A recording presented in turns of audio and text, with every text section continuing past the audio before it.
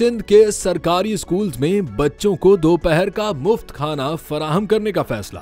Programme का पहला मरहला कराची के जिला मलीर से शुरू होगा। सिंध हुकूमत की जानिब से आलमी इदारे के इश्तराक से सरकारी स्कूल्स में बच्चों को दोपहर का मुफ्त खाना फराहम करने का फैसला कर लिया गया।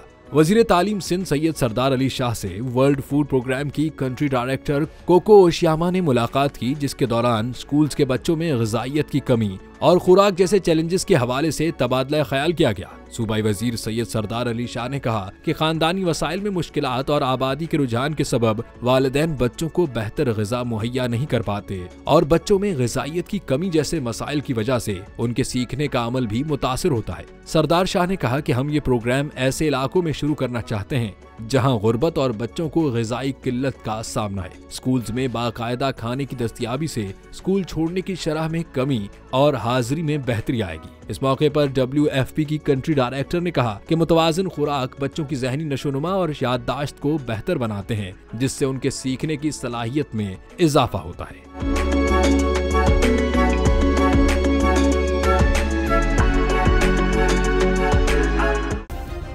सब्सक्राइब करें और बेल दबाएं ताकि कोई खबर रह न जाए।